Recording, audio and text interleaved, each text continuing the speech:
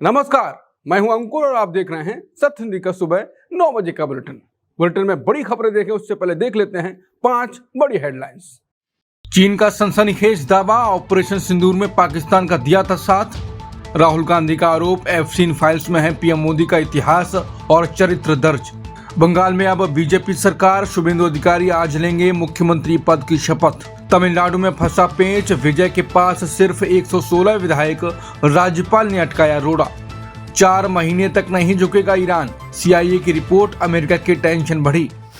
चीन ने दावा किया है कि उसके इंजीनियरों ने पिछले साल युद्ध के दौरान पाकिस्तान की मदद की थी। चीन इंजीनियरों का कहना है वो युद्ध के दौरान पाकिस्तानी एयरबेस पर तैनात थे। उन्होंने चीन में बने J-10CE लड़ाकू विमानों को चलाने में पाकिस्तान की मदद की। चीन का दावा है कि उनके इसी विमान ने भारतीय वायुसेना के राफेल को मार गिराया था। चीनी इंजीनियर झांग हेंग ने बताया कि उनकी टीम विमानों की पूरी क्षमता जांचना चाहती थी। वो भीषण गर्मी और सायरन के शोर के बीच पाकिस्तानी सेना के साथ कंधे से कंधा मिलाकर काम कर रहे थे। चीनी इंजीनियर्स के मुताबिक उनका विमान राफेल जैसे आधुनिक फाइटर जेट पर भारी पड़ा। हालांकि भारत ने कभी भी अपने राफेल विमान के नुकसान की पुष्टि नहीं की है। इस खबर से साफ हो गया है कि चीन और पाकिस्तान के सैन्य रिश्ते कितने गहरे हो चुके हैं। पाकिस्तान अब अपनी सैन्य जरूरतों के लिए पूरी तरह चीन पर निर्भर होता जा रहा है। चीन इस जीत को अपनी तकनीक के प्रचार के तौर पर देख रहा है। हरियाणा में कांग्रेस की सद्भाव यात्रा के दौरान राहुल गांधी ने प्रधानमंत्री मोदी और आरएसएस पर जोरदार हमला बोला। राहुल गांधी ने कहा कि मोदी चाहे कितने भी चुनाव चोरी कर लें, लेकिन आखिर में उन्हें जनता के गुस्से का सामना करना पड़ेगा और वो ज्यादा समय तक टिक नहीं पाएंगे। उन्होंने कहा कि देश में अब सिर्फ 2 विचारधाराओं की लड़ाई चल रही है, जिसमें एक तरफ आरएसएस की नफरत और बंटवारे की राजनीति है, जबकि दूसरी तरफ कांग्रेस की मोहब्बत और एकता की विचारधारा खड़ी है। राहुल गांधी ने दावा किया कि आखिर में सिर्फ कांग्रेस ही बीजेपी और आरएसएस के खिलाफ मजबूती से खड़ी होगी और उन्हें हराएगी। राहुल गांधी ने सद्भाव यात्रा की भी जमकर तारीफ की और कहा कि कांग्रेस नेताओं ने राज्य की नब्ज को समझने की कोशिश की है। उन्होंने कहा कि पार्टी के नेता जनता के बीच गए, लोगों के मुद्दे को करीब से जाना और यही असली राजनीति है। गुरुग्राम में राहुल गांधी ने पीएम मोदी पर तीखा हमला बोलते हुए आरोप लगाया कि अमेरिका के पास मौजूद एफसीन फाइल्स के जरिए उन पर दबाव बनाया जा रहा है। उन्होंने आरोप लगाया कि अमेरिका में एफसीन की 3.5 लाख फाइलें मौजूद हैं। राहुल के मुताबिक इन फाइलों में प्रधानमंत्री मोदी का पूरा इतिहास और चरित्र दर्ज है। उन्होंने दावा किया कि ट्रंप ने खुद ट्विटर पर कहा है कि वो मोदी का करियर 1 मिनट में खत्म कर सकते हैं। राहुल गांधी ने हालिया भारत अमेरिका डील को इसी दबाव का नतीजा बताया।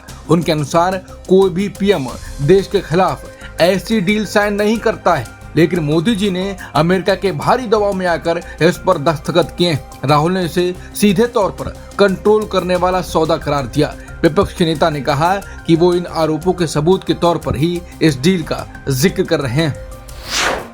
लेफ्टिनेंट जनरल NS राजा सुब्रमणी देश के नए चीफ ऑफ डिफेंस स्टाफ यानी CDS बनाए गए हैं। वो जनरल अनिल चौहान की जगह लेंगे। जनरल अनिल चौहान का कार्यकाल इसी महीने 30 मई को पूरा हो रहा है। सुब्रमणी नए CDS होने के साथ सैन्य मामलों के विभाग के सचिव भी होंगे। वो अपना कार्यभार 30 मई के बाद संभालेंगे। सुब्रमणी को सेना में लंबा अनुभव और कई बड़े सम्मान मिले हैं। उनके आने से देश की सुरक्षा रणनीति को नई मजबूती मिलने की उम्मीद है। अब तीनों सेनाओं के बीच तालमेल की जिम्मेदारी उनके कंधों पर होगी। रक्षा मंत्रालय ने इस नियुक्ति पर अपनी आधिकारिक मोहर लगा दी है।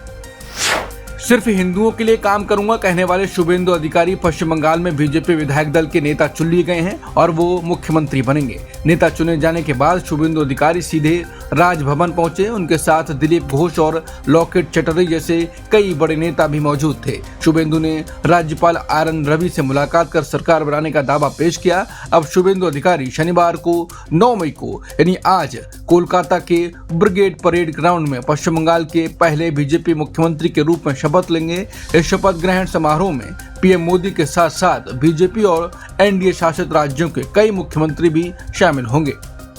तमिलनाडु में विजय बहुमत से सिर्फ 2 कदम दूर रह गए हैं और उनके संभावित साथियों ने हाथ खींच लिए हैं। विजय ने राज्यपाल से मिलकर सरकार बनाने का दावा तो पेश किया, लेकिन वो 118 विधायकों के समर्थन की शर्त पूरी नहीं कर पाए। राजभवन ने साफ कर दिया है कि बहुमत साबित न होने तक शपथ नहीं होगी। विजय ने गठबंधन के लिए कई पार्टियों से दिन रात बात की है। इसके बावजूद वो कल 116 विधायकों का ही समर्थन जुटा सके। आखिरी वक्त पर IUML ने साफ कर दिया कि वो विजय के साथ नहीं है। वहीं टीटीपी दिनाकरण की पार्टी AMMK ने भी झटका दे दिया। दिनाकरण ने राज्यपाल को चिट्ठी लिखकर AIADMK का समर्थन कर दिया। इन दो पार्टियों के मुकरने से विजय की उम्मीदों पर पानी फिर गया है। अब तमिलनाडु की सत्ता का सस्पेंस और ज्यादा गहरा हो गया है। तमिलनाडु में नई सरकार बनाने में हो रही देरी पर MK स्टालिन ने नाराजगी जाहिर की है और राज्यपाल को तुरंत कदम उठाने को कहा। उन्होंने सोशल मीडिया पर पोस्ट लिखकर राज्यपाल को उनके संवैधानिक कर्तव्यों की याद दिलाई। स्टालिन का कहना है कि चुनाव आयोग ने अब नए विधायकों की लिस्ट भी जारी कर दी है। इसके साथ ही पुरानी विधानसभा को भंग करने का आदेश भी पहले ही दिया जा चुका है। ऐसे में नई सरकार के गठन में और ज्यादा देरी करना लोकतंत्र के लिए ठीक नहीं होगा। स्टालिन ने जोर दिया कि राज्य के कल्याण के लिए नए विधायकों का शपथ लेना बहुत जरूरी है। उन्होंने राज्यपाल से अपील की कि बिना किसी देरी के सरकार बनाने की प्रक्रिया शुरू की जाए। अब हर किसी की नजरें राजभवन पर टिकी हैं कि राज्यपाल अगला कदम कब उठाते हैं। कांग्रेस के वरिष्ठ नेता मणिशंकर अय्यर ने तमिलनाडु में TVK के साथ पार्टी के नए गठबंधन के फैसले को बेहद भयानक करार दिया और इसे साफ तौर पर सस्ती राजनीतिक चालबाजी बताया। उन्होंने कहा, ये वही पार्टी है जिसने कुछ ही समय पहले चुनाव में कांग्रेस के खिलाफ लड़ाई लड़ी थी और 23 विधानसभा क्षेत्रों में कांग्रेस को हराया था, जबकि केवल 5 सीटों पर जीत मिली थी। ऐसे में अब अचानक उसी TVK के साथ हाथ मिलाना समझ से परे है। अय्यर ने तंज कसते हुए कहा कि अगर इस फैसले से तमिलनाडु की राजनीति में किसी तरह से बीजेपी जैसे सांप्रदायिक दल की बैकडोर एंट्री हो गई तो यह भारतीय राजनीति के इतिहास का सबसे बड़ा आत्मघाती गोल साबित होगा। उन्होंने ये भी कहा कि कांग्रेस के संस्थापक और पुराने नेता कभी भी ऐसी सुविधावादी राजनीति को स्वीकार नहीं कर सकते और ये फैसला पार्टी की विचारधारा पर बड़ा सवाल खड़ा करता है। तमिलनाडु में सरकार गठन को लेकर जारी सियासी हलचल के बीच कांग्रेस नेता मणिकम टैगोर ने TVK को समर्थन देने के फैसले का बचाव किया। उन्होंने कांग्रेस पर सवाल उठाने वालों को निशाने पर लेते हुए कहा कि TVK शुरू से ही बीजेपी विरोधी रही है और कांग्रेस उसी सोच के साथ खड़ी हुई है। टैगोर ने कहा कि कांग्रेस ने जनता के जनादेश का सम्मान करने, राज्य में स्थिर सरकार बनाने और NDA को सत्ता से दूर रखने के लिए TVK का समर्थन किया। मणिकम टैगोर ने सोशल मीडिया पर पोस्ट करते हुए दावा किया कि कांग्रेस नेता राहुल गांधी ने चुनाव नतीजों के तुरंत बाद कई विपक्षी नेताओं से बातचीत की थी और बंगाल में भी बीजेपी पर सीटें चुराने का आरोप लगाया था। उन्होंने ये भी कहा कि अब गोदी मीडिया और डीएम के समर्थक मीडिया कांग्रेस को घेर रहे हैं, जबकि खुद DMK AIADMK से बातचीत कर रही है और वे बीजेपी के समर्थन से NDA जैसी स्थिति बना सकती है। टैगोर ने सवाल उठाया कि क्या कांग्रेस को NDA को सत्ता में आने में मदद करनी चाहिए थी। उन्होंने कहा कि TVK ने पहले दिन से बीजेपी का विरोध किया है और कांग्रेस को अपने फैसले पर कोई पछतावा नहीं है।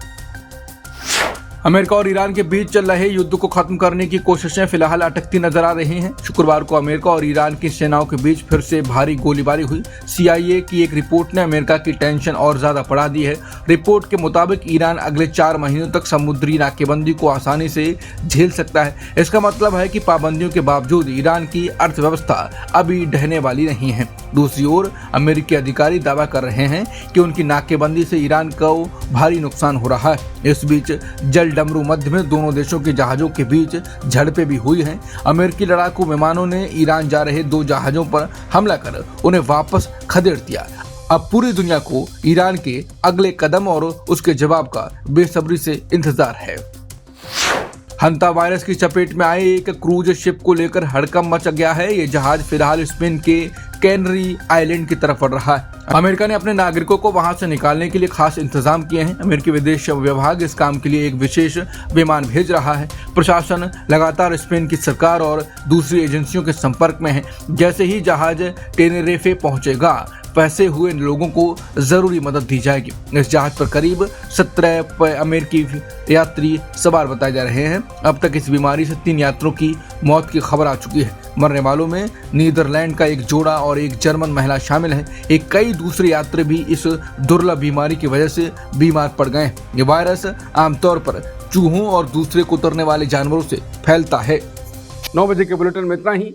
बाकी खबरों के लिए आप बने रह सकते हैं सत्य हिंदी के साथ। नमस्कार।